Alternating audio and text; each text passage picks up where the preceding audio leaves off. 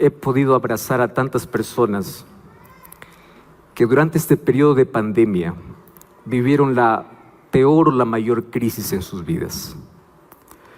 Personas quebradas, personas que perdieron todo. Cuando hablo de todo, no estoy hablando solo de finanzas, negocio, perdieron familia. Personas que no consiguen superar inclusive la pérdida de alguien que una pandemia vino para arrancar.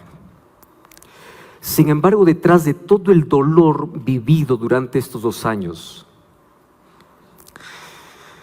los medios de comunicación han cumplido un papel fundamental. Porque cuando todo estaba paralizado y todos estábamos encerrados en casa, la radio, la televisión y el internet hicieron una labor importantísima. Y aquí esta mañana hay personas que hoy pude abrazar un momentito, personas que me decían, fue en la pandemia, fue en ese momento difícil que llegó una palabra.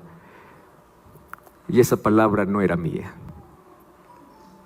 era Dios hablando a sus hijos.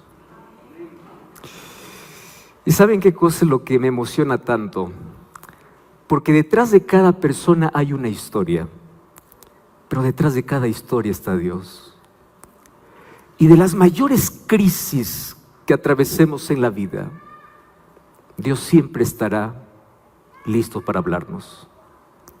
Y hay tanta gente que escuchó la voz de Dios durante el periodo más difícil. Y ahí es donde yo digo cómo la tragedia se puede convertir en bendición. Cómo el dolor puede traernos alegría. Cómo la muerte puede traernos esperanza de resurrección. Cómo es que a través del dolor a veces podemos encontrar a Jesús. Y esta mañana yo quiero abrir la Biblia para poder juntos reflexionar en cómo el Espíritu Santo trabaja en nuestra vida. Yo quiero invitarles para que juntos puedan abrir conmigo la Biblia en el libro de Mateo capítulo 13. Durante toda esta caravana hemos leído diversas parábolas que Jesús contó a la orilla de un lago. El Sermón del Monte es el Sermón de las Bienaventuranzas, narrado en Mateo capítulo 5. Y Mateo capítulo 13 es conocido como el Sermón del Lago. Mateo recopila varias parábolas de Jesús dichas en diferentes momentos para hablar una sola cosa: que Jesús vino a traer un reino, y si vino a traer un reino es porque Él es el Rey. Y ese Rey no está mendigando amor. Ese Rey no está suplicando a sus criaturas que le acepten. A veces nosotros tenemos la idea de un Dios pobrecito que ruega, que junta la mano y dice, por favor, déjame entrar. Que nosotros no sabemos la magnificencia, la magnitud y la soberanía. Y hasta qué punto el ser humano es capaz de decirle no al Rey del universo. Hasta qué punto el ser humano es capaz de cerrar la puerta al soberano, al que sostiene el mundo, el universo con sus manos. ¿Hasta qué punto llega la arrogancia humana? ¿Hasta qué punto llega cómo alguien tan insignificante puede desafiar a Dios? Hace algún tiempo, una persona con varios títulos y grados académicos, estuvimos visitando porque la esposa estaba allí frecuentando la iglesia, asistiendo a la iglesia. Una vez que fuimos recibidos allí en casa, vi allí todos los títulos colgados en la pared, maestrías, doctorado y todo. Cuando conversé con él, dijo, mire pastor, mi esposa tiene todo mi apoyo, pero yo no necesito de Dios. Yo no necesito. Si ella quiere, está bien, pero mi mente está abierta para la ciencia, mi mente está abierta para el descubrimiento. Y ahí yo puedo descubrir hasta dónde llega la ignorancia y la pequeñez humana. Porque si el ser humano realmente estuviera abierto para la ciencia demuestra la perfección y la grandeza de Dios.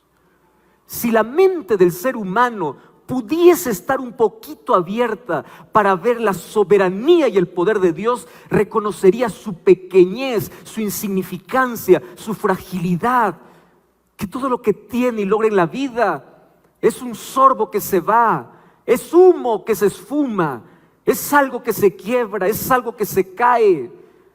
La primera vez que yo viajé en avión fue de Lima, de mi país, para Brasil, hace algunos años.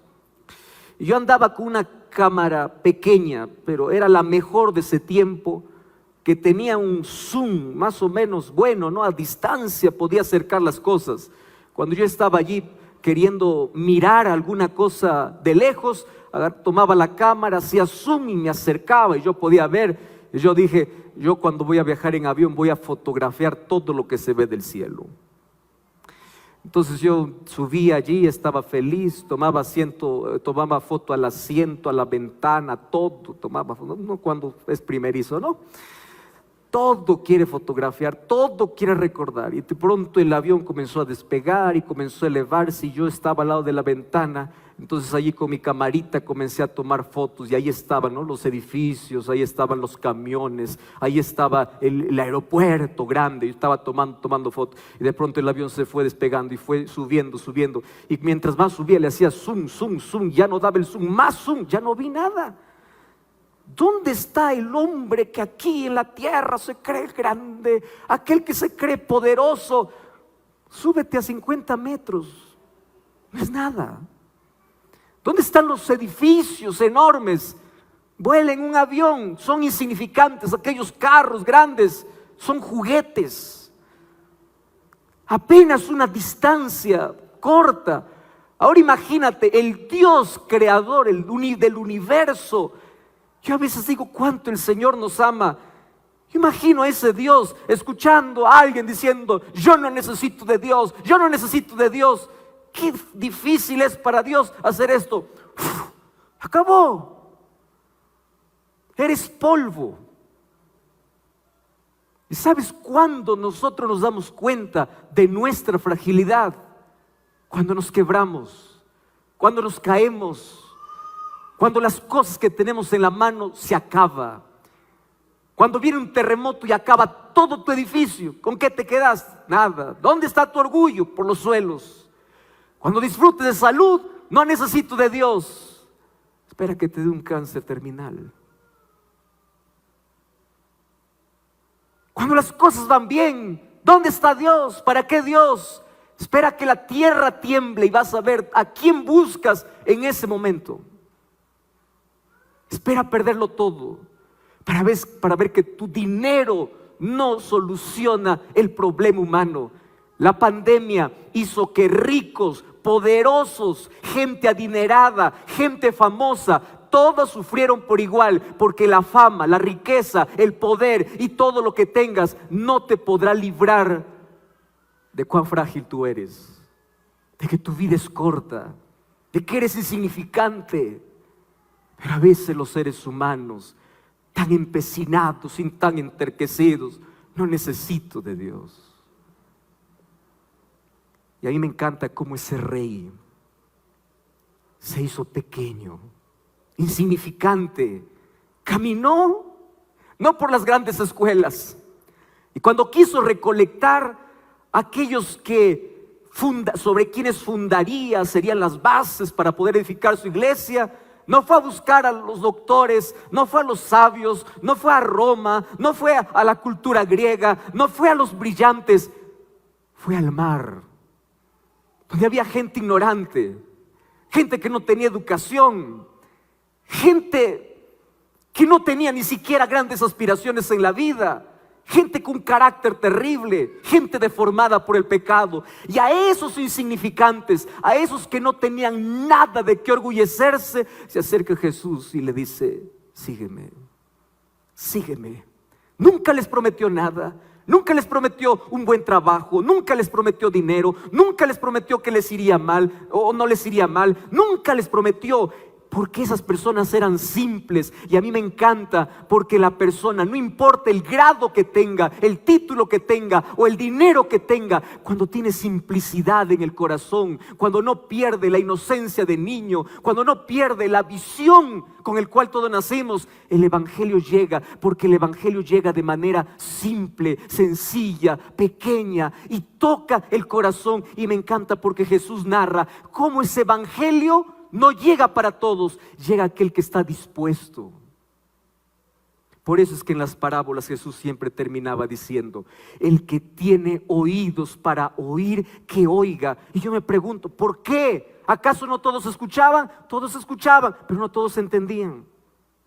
El que tiene oídos para oír, que oiga. O sea, el mensaje llega a aquel que quiere, y aquel que quiere, no importa quién sea.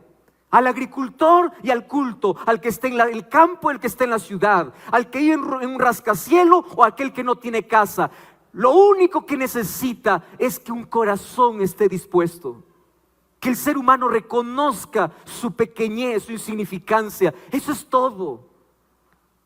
Y lean conmigo el versículo 31 y versículo 32. Dice Mateo 13, 31 y 32. Otra parábola Jesús les dijo: el reino de los cielos es semejante a un grano de mostaza.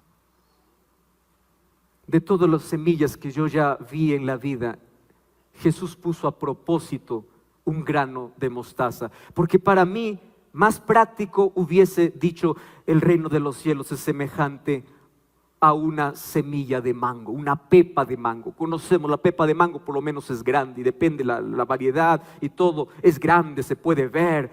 Cuando uno come el mango lo puede chupar, saborear, hasta dejar la pepa, y esa pepa que está chupada y todo, tú haces un hueco, colocas, lo cuidas.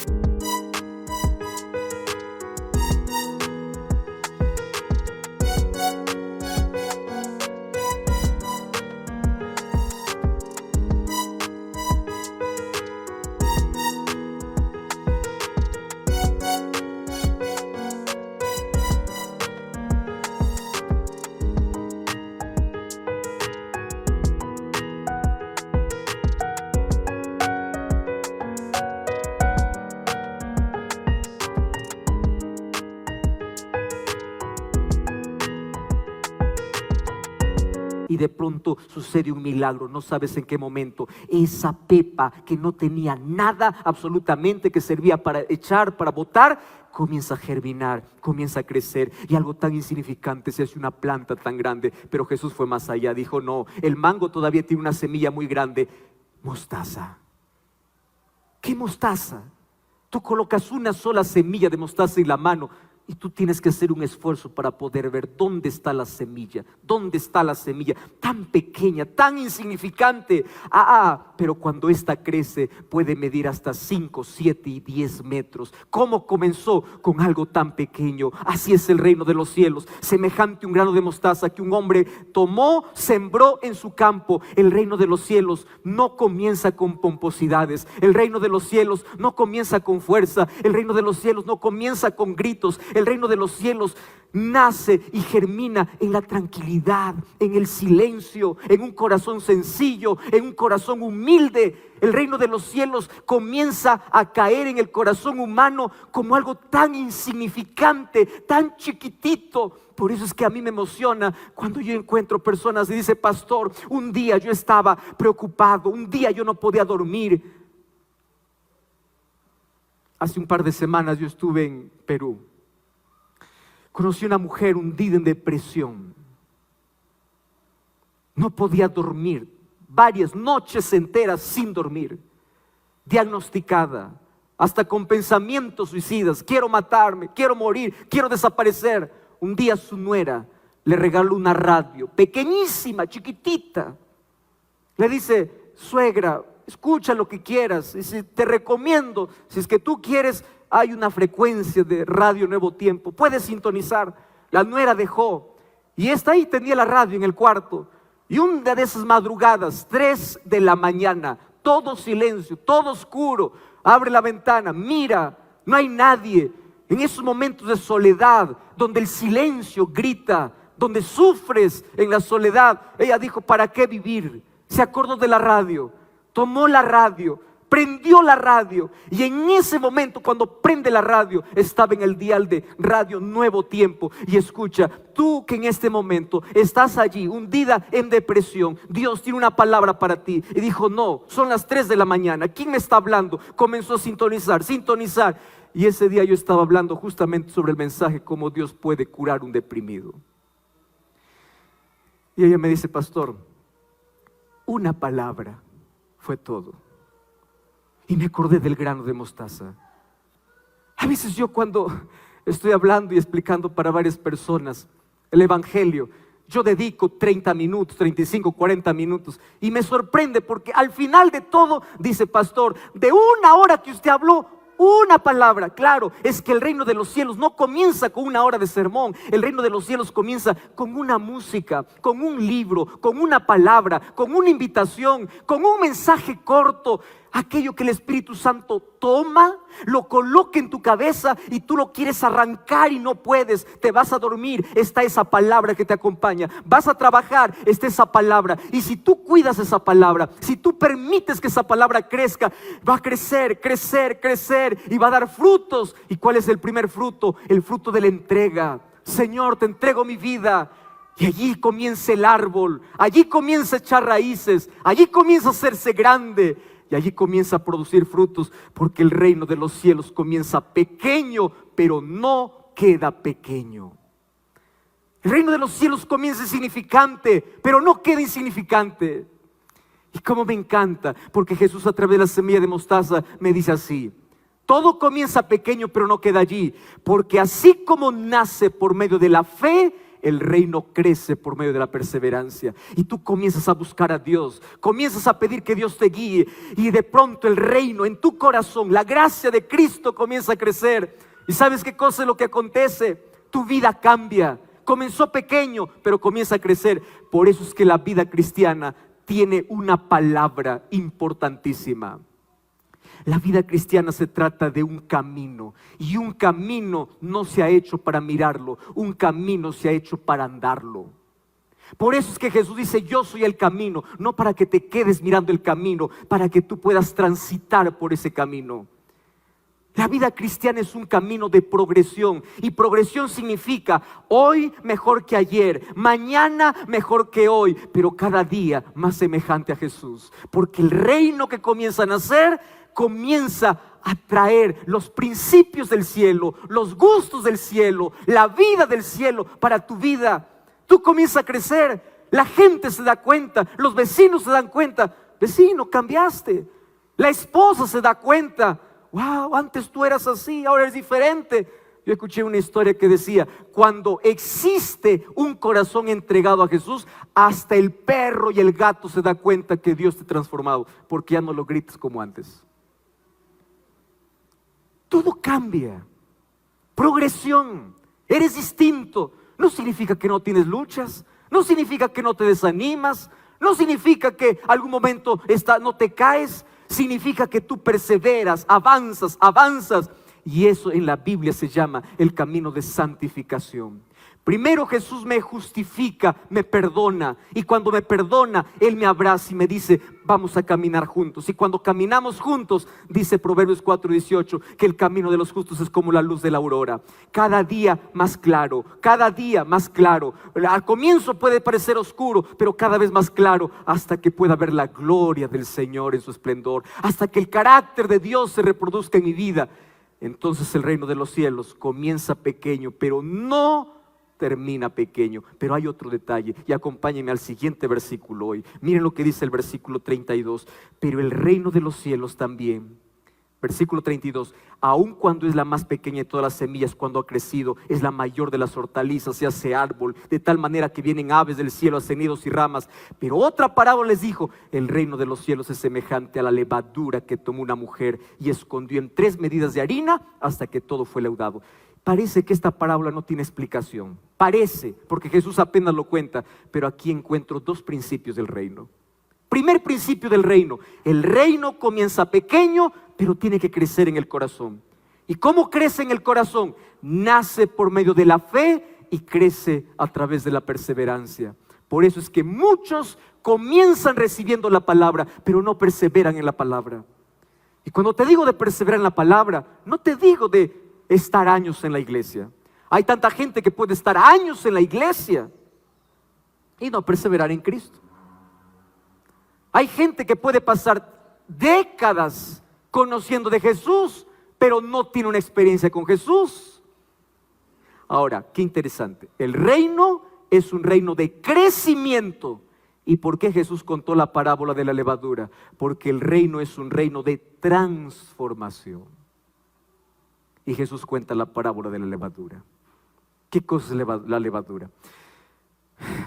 Yo no sé con qué nombre lo conoce, imagino que es una palabra para todo nuestro español, especialmente aquellos que están más allí conectados y les gusta la cocina, pueden saber que la levadura, cuando ustedes van a comprar la levadura pues es un polvo, es algo tan insignificante que si tú quieres ver partículas va a ser difícil, pero cuando tú tienes algo que está preparado en base a harina, y tú quieres que eso pueda inflar, tú tienes que colocar un poquito de levadura. No tienes que echar mucha levadura, vamos de acuerdo a lo que tú estás preparando. Pero ¿qué cosa es lo curioso de la levadura? Tú colocas el pan que estás preparando o el plato que estás preparando con la levadura y cuando tú colocas a cocinar, ¿sabes qué? Tú no te das cuenta en qué momento hace efecto. De pronto todo lo que está pequeño comienza a inflar. Aquello que entró pequeño comienza a tomar forma, comienza a dorarse y como se dora comienza a inflarse. ¡Wow! Eso es impresionante. ¿Quién hizo eso? La levadura. ¿Y dónde comenzó la levadura? ¿Afuera o adentro? Adentro.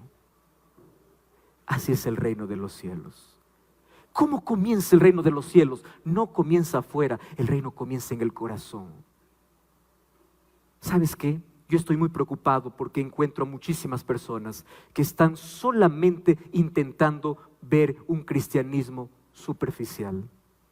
A mí me preocupa cuando hay alguien que quiere conocer a Jesús y yo le pongo una serie de reglas y yo quiero que el primer día pueda cambiar, pueda hacer esto, pueda hacer lo otro, pueda vestirse como quiero, pueda cambiar esto, dejar lo otro. No. El reino de los cielos tiene que comenzar adentro, porque cuando comenzó adentro, cuando transforma por dentro, las cosas se ven lindas por fuera. ¿Sabes qué cosa es lo triste? Que hoy tenemos muchos cristianos que solamente se preocupan por la apariencia y no por la esencia. Tenemos muchas fachadas lindas por fuera, pero no tenemos el fermento por dentro. El Espíritu no comenzó a trabajar dentro.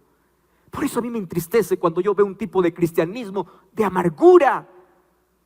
Jóvenes infelices. Si algún tiempo una señorita se acercó y dice: pastor, yo soy la persona más infeliz dentro de la iglesia.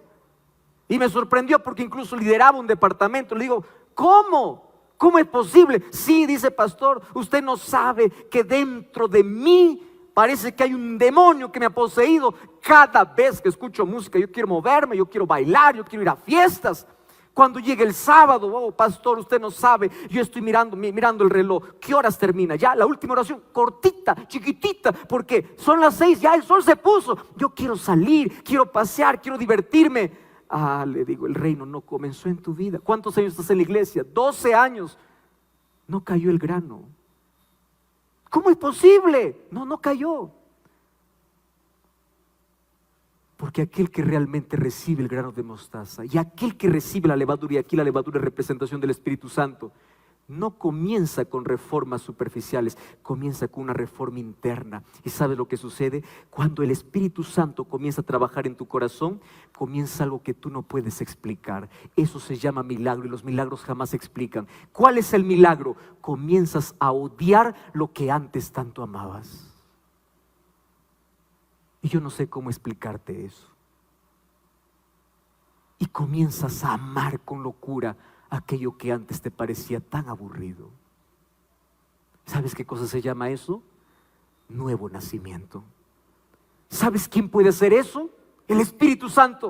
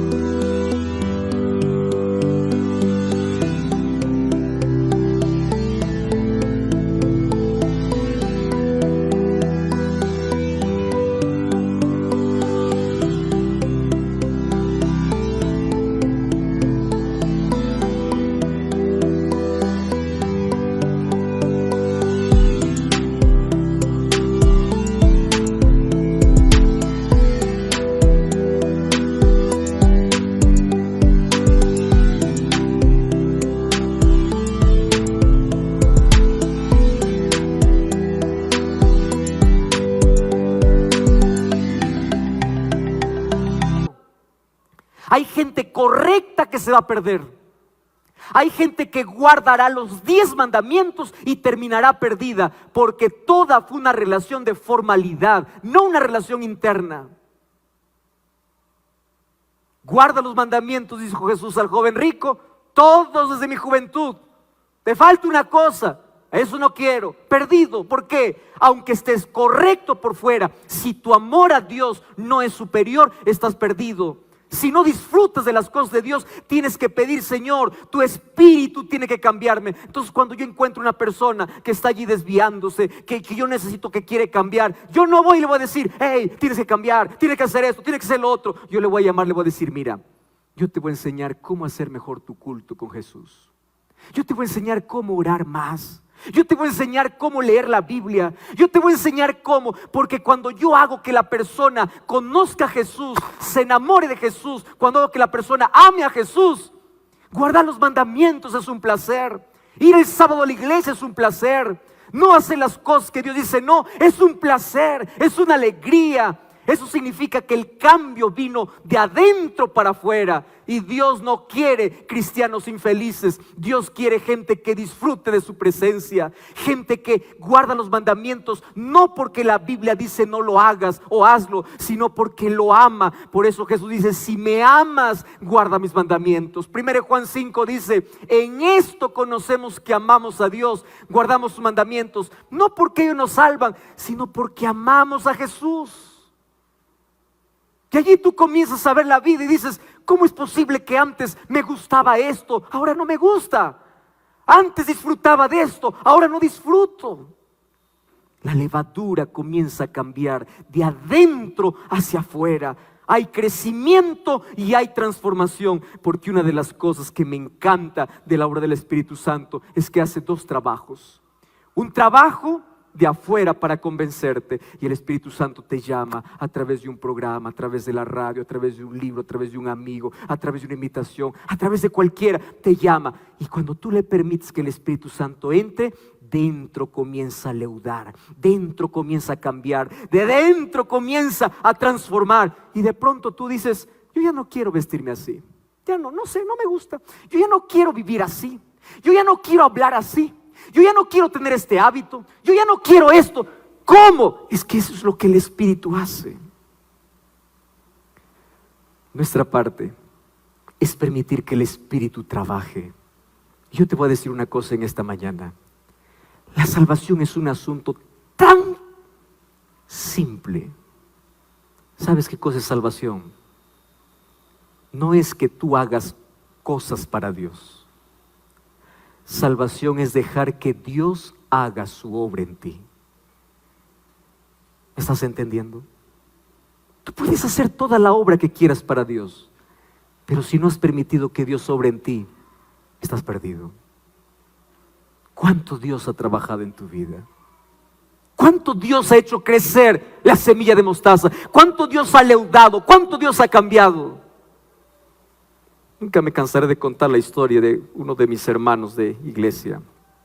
Un día, conversando con él, dice: pastor,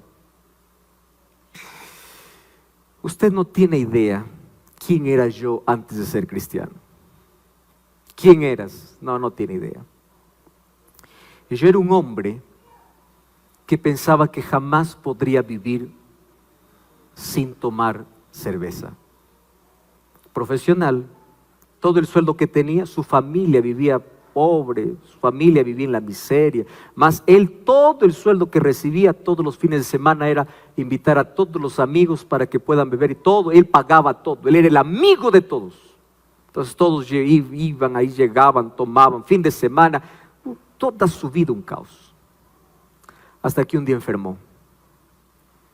Se fue a hacer un examen y el médico le dice: mire señor, usted tiene dos opciones. O para de tomar o muere. O vive o muere, eso depende de ti. Yo como médico no te voy a decir qué hacer. Pero ya sabes que si tú quieres vivir, tienes que dejar. Y él dijo: pastor, yo prefería morir, porque para mí cerveza era vida, era alegría, era todo lo que yo tenía. Yo nunca imaginé en algún momento de mi vida que yo iba a abandonar eso. Yo vine de allí, de la ciudad, todo ese camino reflexionando y diciendo así: yo quiero vivir. ¿Habrá manera de poder seguir viviendo tomando? ¿Habrá manera que otro médico me dé otro diagnóstico? Pero ahí estaba la palabra de ese médico: vivir o morir depende de ti. O vives o mueres depende de ti. O dejas o mueres. O dejas o mueres. Esa palabra estaba aquí. Y no era la palabra del médico, era la palabra del Espíritu Santo. Llegó para casa. Y antes de llegar a casa, él se acordó que tenía un vecino que era adventista. Y ese vecino que era adventista, un día le había comentado: vecino, deja el licor, deja la cerveza, deja la bebida. Yo antes era igual que tú. Yo era borracho, como tú no tienes idea, igual que tú. No, vecino. Entonces ese momento, cuando llega a casa, él se acuerda que su vecino había cambiado. Toca la puerta del vecino antes de llegar a casa. Le abre la puerta y le dice: vecino, qué bueno que llegaste. ¿En qué te puedo servir? Le dice: mire, yo solamente he venido para que tú me des, ¿qué tomaste para dejar la bebida? ¿Tomaste alguna medicina? Sí, le dice. Vecino, ¿tú podrías darme la receta? Sí, le dice. ¿Estás seguro? Sí. ¿Y por qué quiere cambiar? Vecino, es que ahora yo vengo del médico y el médico me ha dicho que si yo no dejo de tomar voy a morir. Yo quiero vivir, pero yo no consigo la idea de cómo abandonar esto. Entonces allí el hermano le dice: mira, entra. Lo hizo sentar en su sala y ahí en su sala le dice: te voy a hacer antes una pregunta. ¿Realmente usted quiere abandonar este vicio? ¿Realmente usted quiere? ¿Quiere? Claro, yo quiero vivir. Dígame todo lo que tenga que hacer. Yo quiero vivir. Está bien, le dice. La receta comienza ahora. ¿Cómo? De rodillas.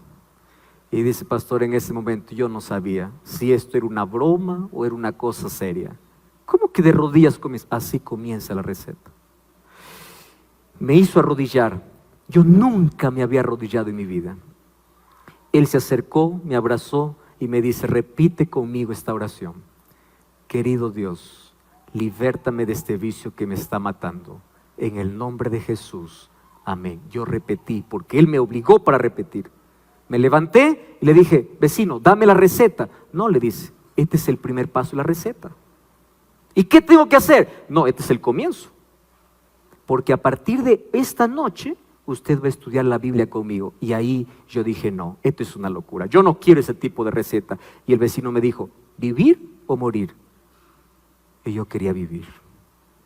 Llegué aquella noche, comencé el estudio bíblico. Lección 1, no me gustó, pastor, era aburrido leer la Biblia, no entendía nada. Llené por llenar. Segunda lección tampoco. Tercera, nada. Quinta, nada. Sexta, más o menos me llamaba la atención. Octava, un poquito.